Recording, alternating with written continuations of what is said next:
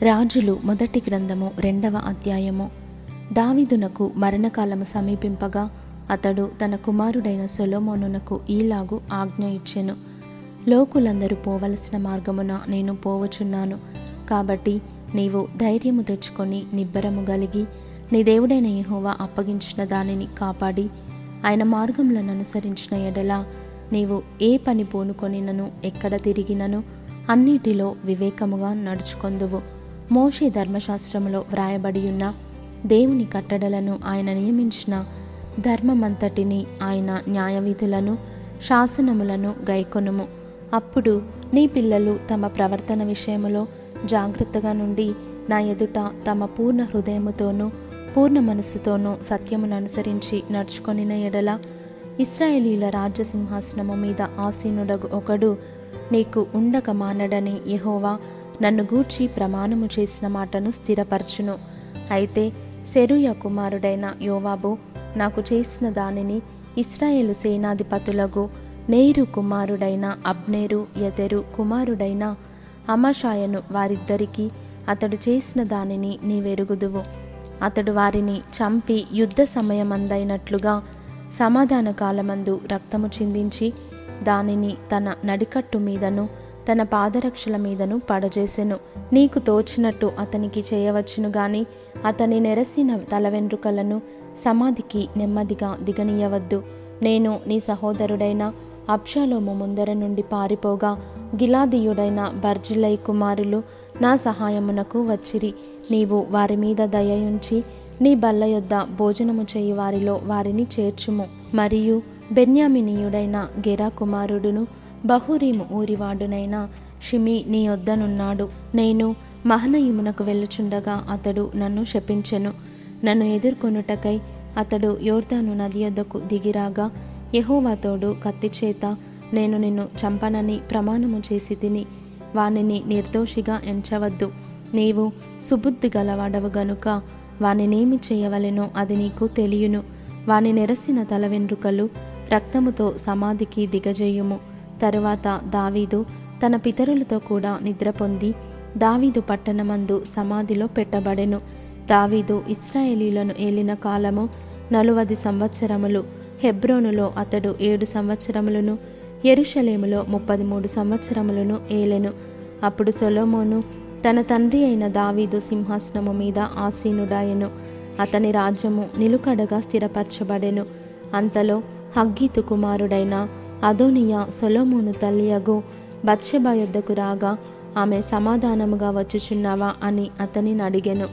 అతడు సమాధానముగానే వచ్చుచున్నానని చెప్పి నీతో చెప్పవలసిన మాట ఒకటి ఉన్నదనెను.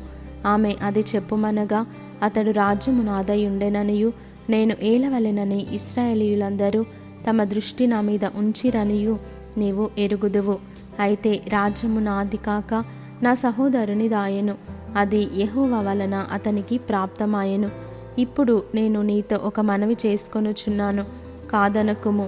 ఆమె చెప్పుమనగా అతడు రాజగు సొలొమోను షూనేమీయురాలైన అబీషగును నాకు పెళ్లికిచ్చినట్లు దయచేసి అతనితో నీవు చెప్పవలెను.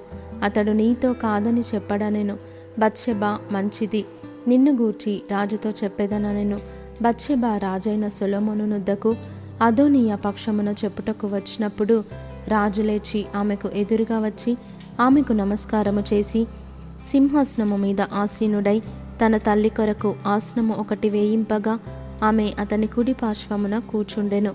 ఒక చిన్న మనవి చేయగోరుచున్నాను, నా మాట త్రోసివేయకుమని ఆమె చెప్పగా రాజు నా తల్లి చెప్పుము, నీ మాట త్రోసివేయననగా ఆమె షూనేమీయురాలైన అబీషగును నీ సహోదరుడైన అదోనియాకు పెండ్లికిప్పింపవలెననెను.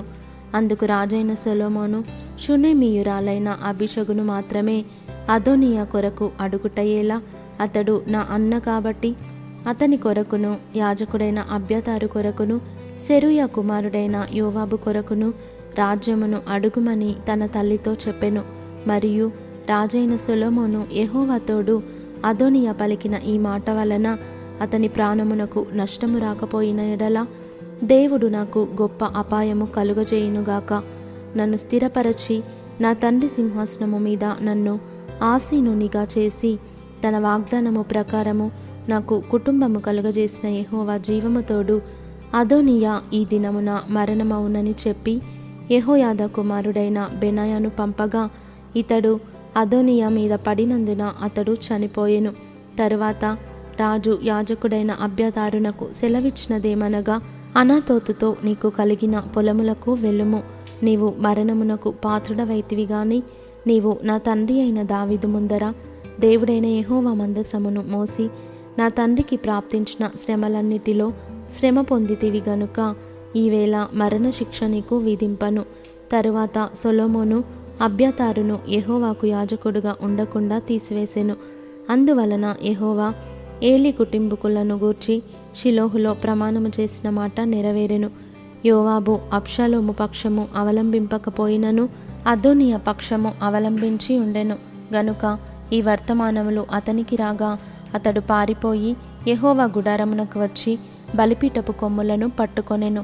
యోవాబు పారిపోయి యెహోవా గుడారమునకు వచ్చి బలిపీఠమునొద్దనున్నాడను సంగతి రాజుకు సొలొమోనునకు వినబడగా, సొలొమోను యెహోయాదా కుమారుడైన బెనాయాను పిలిపించి, నీవు వెళ్ళి వాని మీద పడుమని ఆజ్ఞ ఇచ్చినందున బెనాయా యెహోవా గుడారమునకు వచ్చి, రాజు నిన్ను బయటికి రమ్మని సెలవిచ్చెనని యోవాబుతో చెప్పెను. అతడు, అది కాదు, నేనిక్కడనే చచ్చేదనగా బెనాయా తిరిగి రాజునొద్దకు వచ్చి యోవాబు తనతో చెప్పిన మాట రాజునకు తెలియజేసెను. అందుకు రాజు ఇట్లనెను, అతడు నీతో చెప్పినట్లుగా చేయుము. అతడు దారపోసిన నిరపరాధుల రక్తమును నా మట్టుకును నా తండ్రి కుటుంబీకుల మట్టుకును పరిహారము చేయుటకై అతని చంపి పాతిపెట్టుము. నేరు కుమారుడును ఇశ్రాయేలు వారి సమూహాధిపతియునైన అబ్నేరును, యెతెరు కుమారుడును యూదావారి సేనాధిపతియునైన అమషాయును అను తనకంటే నీతిపరులను యోగ్యులునగు ఈ ఇద్దరు మనుషుల మీద పడి, యోవాబు నా తండ్రి అయిన దావీదు ఎరుగకుండా కత్తి చేత వారిని చంపివేసెను గనుక అతడు దారపోసిన రక్తము యెహోవా అతని తల మీదికే రప్పించును. మరియు వీరు ప్రాణదోషమునకు యోవాబును అతని సంతతి వారును సదాకాలము ఉత్తరవాదులు గాని దావీదునకును అతని సంతతికిని అతని కుటుంబీకులకును అతని సింహాసనమునకును సమాధానము యెహోవా వలన ఎన్నటెన్నటికిని కలిగియుండును. కాబట్టి యెహోయాదా కుమారుడైన బెనాయా వచ్చి అతని మీద పడి అతన్ని చంపగా అతడు అరణ్యమందుండు తన ఇంటిలో పాతిపెట్టబడెను. రాజు అతనికి బదులుగా యెహోయాదా కుమారుడైన బెనాయాను సేనాధిపతిగా నియమించెను. మరియు రాజు అబ్యాతారునకు బదులుగా యాజకుడైన సాదోకును నియమించెను. తరువాత రాజు షిమీని పిలువనంపించి అతనికి ఈ మాట సెలవిచ్చెను, నీవు యెరూషలేములో ఇల్లు కట్టించుకొని బయట ఎక్కడికైనను వెళ్ళక అందులో కాపురముండుము. నీవు ఏ దినమున బయలుదేరి కిద్రోను ఏరువాగు దాటుదువో ఆ దినమున నీవు చచ్చుట నిశ్చయమని రూఢిగా తెలుసుకొనుము. నీ ప్రాణమునకు నీవే ఉత్తరవాదివనగా షిమీ తమరు సెలవిచ్చినది మంచిదేను.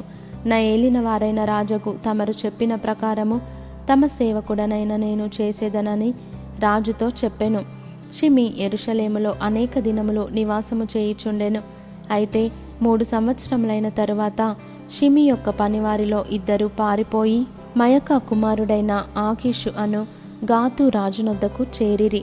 అంతటా నీవారు గాతులో ఉన్నారని షిమీకి వర్తమానము కాగా, షిమీ లేచి గాడిదకు గంతకట్టి తన పనివారిని వెదకుటకై గాతులోని ఆకీషునొద్దకు పోయెను.